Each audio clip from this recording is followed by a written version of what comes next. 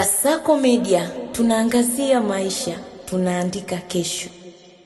Vyombo vya habari vya serikali nchini Irani vimeripoti kuwa mwili wa kiongozi mkuu wa Irani, Ali Khamenei, umefikishwa katika kituo kikubwa cha kidini cha Grandi Mosala ya Imam Khomeini huko mjini Tehran, mji mkuu wa Irani, ukiwa katika maandalizi ya mazishi ya kitaifa. Kwa mujibu wa taarifa zilizonukuliwa na shirika la habari la IRNA kupitia mtandao wa Telegram, mwili huo umewekwa katika eneo hilo kabla ya kuanza kwa ibada na shughuli za maombolezo ya kitaifa. Ripoti za serikali zinadai kuwa Ali Khamenei aliuawa katika mashambulizi yaliyodaiwa kufanywa na nchi ya Marekani na nchi ya Israel, jambo ambalo limeibua mjadala mkubwa na mashaka katika mitandao ya kimataifa kutokana na ukosefu wa uthibitisho huru kutoka vyanzo vingine vya kimataifa. Hadi sasa taarifa hizo bado hazijathibitishwa na mataifa ya nje wala taasisi huru za habari, hivyo hali halisi inabaki kuwa ni ya utata mkubwa. Kwa mujibu wa ripoti hizo, Iran inadai shughuli za mazishi ya kimataifa zitaanza mjini Tehran mwishoni mwa wiki. Pia watafanya maandamano ya maombolezo makubwa wiki ijayo katika miji kama ya Qom pamoja na Mashhad. Pia katika shughuli hizo za maombolezo zinatarajiwa pia kufanyika katika nchi ya Iraq. Viongozi wa kidini nchini Iran wanadai kueleza maandalizi haya kama ishara ya kuonesha uaminifu na mshikamano wa wananchi kwa mfumo wa Jamhuri ya Kiislamu pamoja na kudumisha roho ya mapinduzi. Ripoti pia zinasema mazishi hayo yatachukuliwa kama tukio la kisiasa na kidini kwa kiwango kikubwa, likilenga kuonesha kuwa mfumo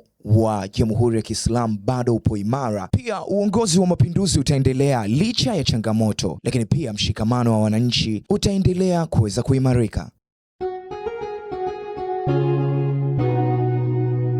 Kasako Media, tunaangazia maisha, tunaandika kesho.